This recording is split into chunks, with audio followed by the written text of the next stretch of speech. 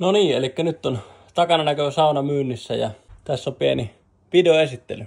Tästä aukeaa tämmönen pukuhuone katos, ledivalo, pistorasiat ja kaikki naulakot. Ja siinä on penkki, saa tavarat sitten siihen ja tämmöiset jykevät pariovet sitten sinne. Tästä mennään sitten saunaan sisään. Täällä on 6 lankusta höylätyt lauteet viimeisen päälle. Sitten on vielä erikseen tällainen jakkara. Kaikki on korotettu maasta. Sitten on lattiakaivo ja tää alempi laude on tuettu sitten kaiteiden jaloilla. Näin. Siinä on kiukaan paikka. Kunnon kivilevyt ja sitten tämmönen pohjalevy, minkä päälle kiukaa voi asentaa. Saunan kautta on paneeloitu ilman listoja. Elikkä tänne mahtuu se viiseen jää hyvin saunomaan ylälauteille ja kunnon jykevät kaiteet. Elikkä siinä on leveä maisemaikkuna ja sitten tossa on pesupaikka ja siinä on sitten kiukaan paikka.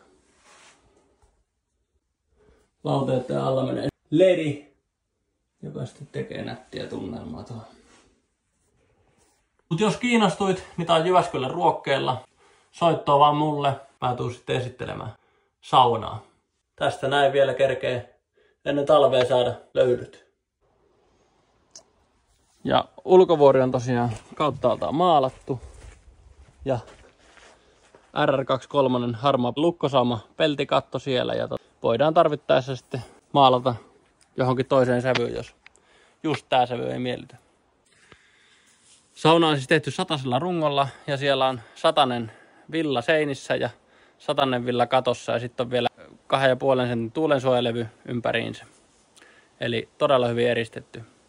Ja ristiin koolattu ja sitten paneloitu molemmilta puolin. Eli tommosen levyn päälle on asennettu. Täällä on elukkaverkot ja sitten on myös viemärille 75 poisto. Se piti vielä sanoa, eli tähän tulee kunnollinen tie ja saa sitten helposti nostettua tosta kyytiin ja pääsee suoraan sitten lähtemään. Ei ole vaikeassa paikassa.